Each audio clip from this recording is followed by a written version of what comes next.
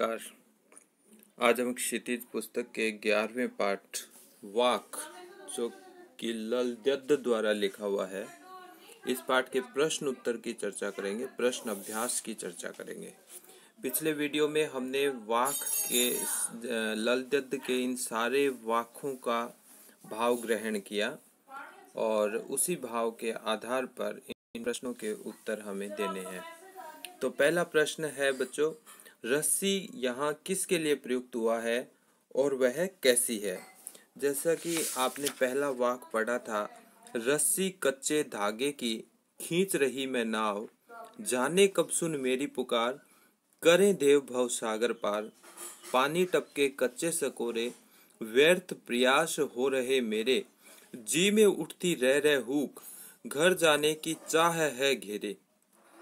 तो इस पद में जो प्रथम पंक्ति है कि रस्सी कच्चे धागे की, यहाँ पर रस्सी किसके लिए प्रयुक्त हुआ है? मैंने जब आपको ये वाक पढ़ाया था तब भी आपको मैंने बताया था कि रस्सी यहाँ पर मनुष्य की सांस है, सांसें। मनुष्य की जो सांसें हैं वो रस्सी है। और वो कैसी है, यानी सांसों का कोई भरोसा नहीं है कि वो कब टूट जाए, कब ये सांसें आनी बंद हो जाए। मृत्यु का कोई भरोसा नहीं है कब मृत्यु आ जाए, इसलिए इस सांस रूपी रस्सी को कच्चा बताया गया है। तो ये रस्सी कैसी है? कच्ची है। यानी जिस सांस रूपी रस्सी के सहारे हम शरीर रूपी नाव को खींच रहे हैं, वो रस्सी बहुत ही कच्ची है। न जाने कब ये सांस टूट जाए, सांस रूपी रस्सी टूट जाए और ये शरीर रूपी नाव डूब जाए। तो यहाँ पर रस्सी सांसों का प्रतीक है। दूसरा प्रश्न है कि कवयित्री द्वारा मुक्ति के लिए किए जाने वाले प्रयास व्यर्थ क्यों हो रहे हैं?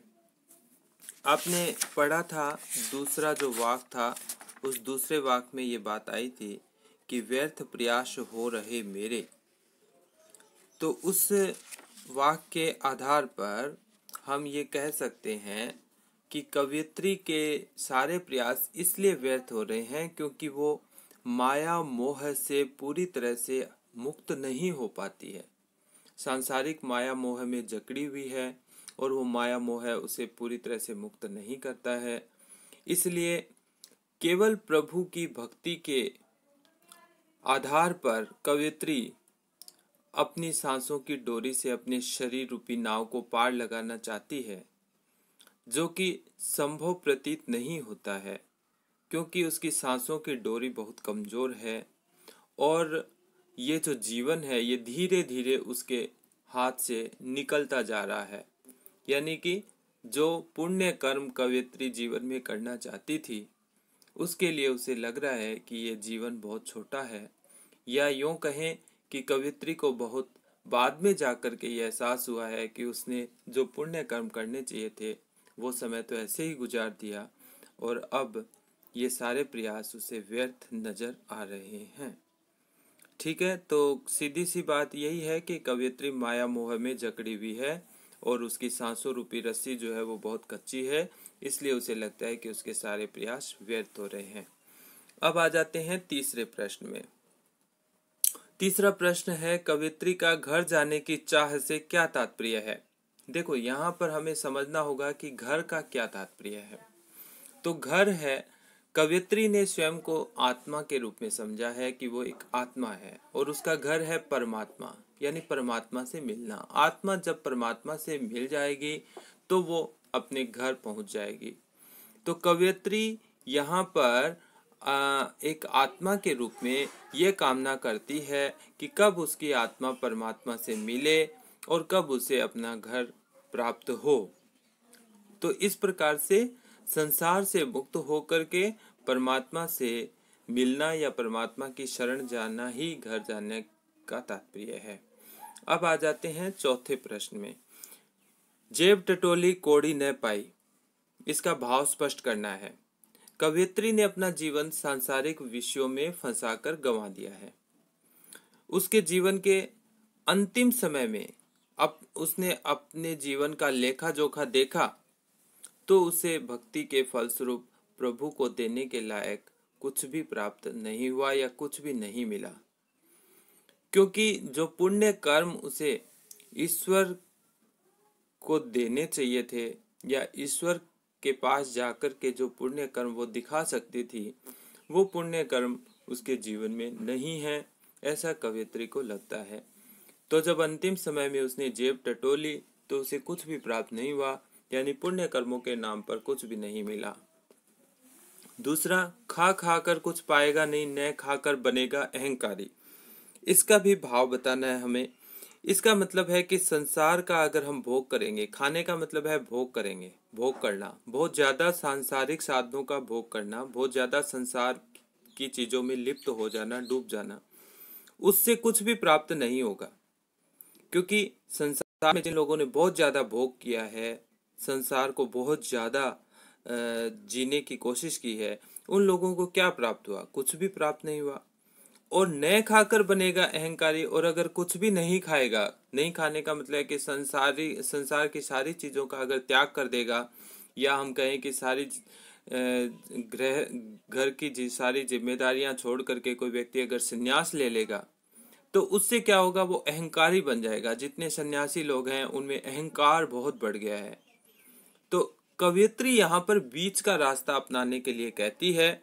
वो कहती है कि ना तो इस संसार में बहुत ज्यादा लिप्त होना है, और ना ही इस संसार से पूरी तरह से विमुख हो जाना है, इस संसार का पूरी तरह से त्याग भी नहीं करना है। इसलिए हमें मध्यम मार्ग को अपनाना है, ये इसका मतलब है। अब आते हैं 5वें प्रश्न में। बंद द्वार की सांकल खोलने के लिए ललद्यद ने क्या उपाय सुझाया है?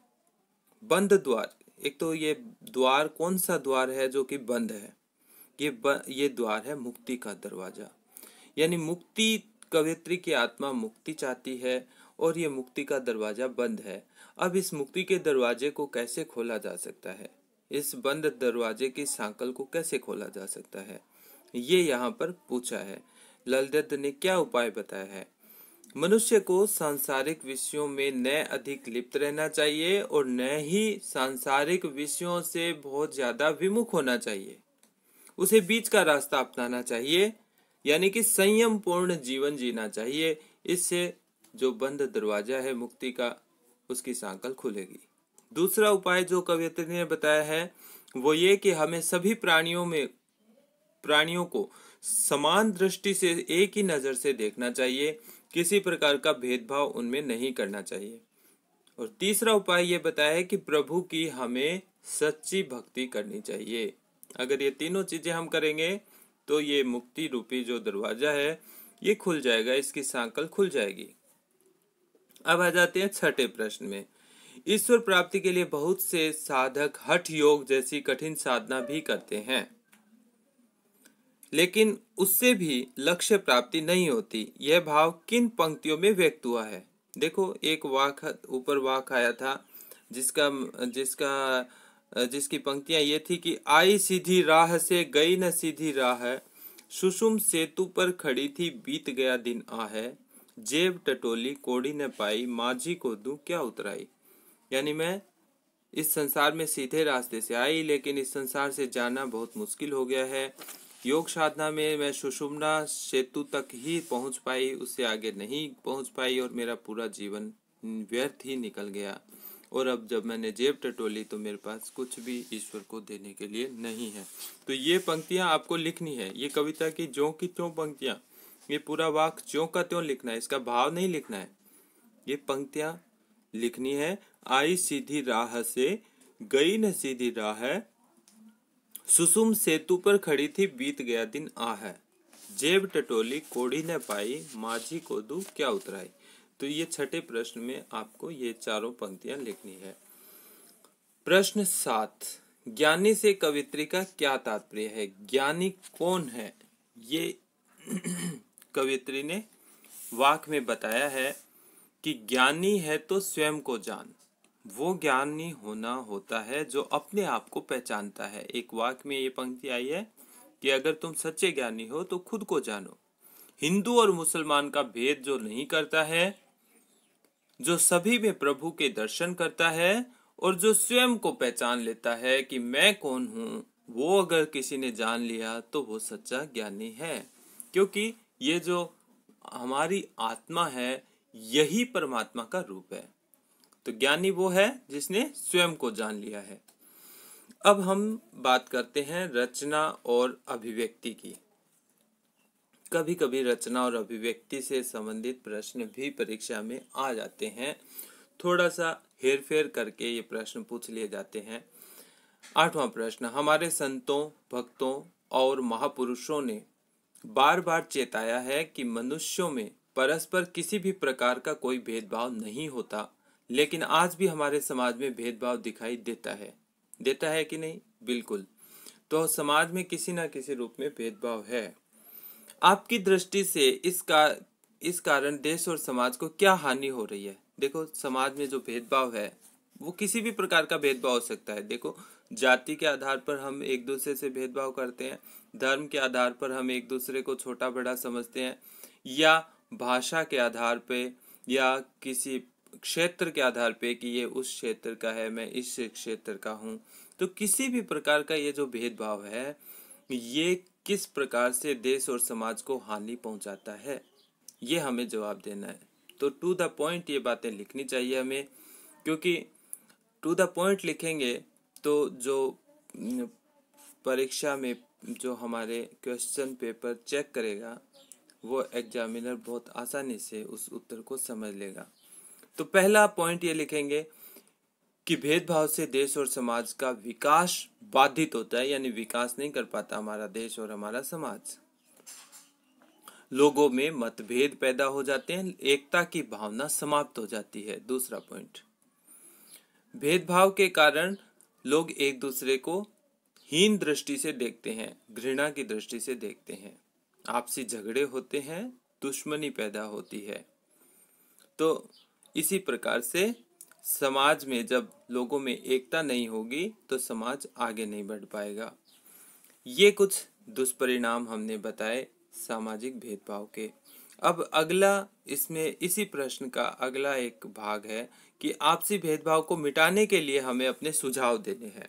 तो इसके सुझाव के रूप में हम कह सकते हैं कि सभी लोगों को, चाहे वे किसी भी जाति के हों, धर्म के हों, अपने नाम के साथ वो जाति सूचक या धर्म सूचक शब्द ना लगाएं। ये एक सुझाव हो सकता है। अंतर जातीय विवाह है, यानी कि एक जाति से दूसरी जाति या एक धर्म से दूसरे धर्म में जो शादियां हैं, जो विवाह होते हैं, उसके लिए सरकार को बढ़ावा देना चाहिए। और हमारा जो स्कूली पाठ्यक्रम है उसमें भी इस प्रकार के पाठों को, इस प्रकार के पाठ लगाए जाने चाहिए, जिससे ये संदेश मिलता है कि जातिगत या किसी भी प्रकार का जो भेदभाव है वो नहीं कर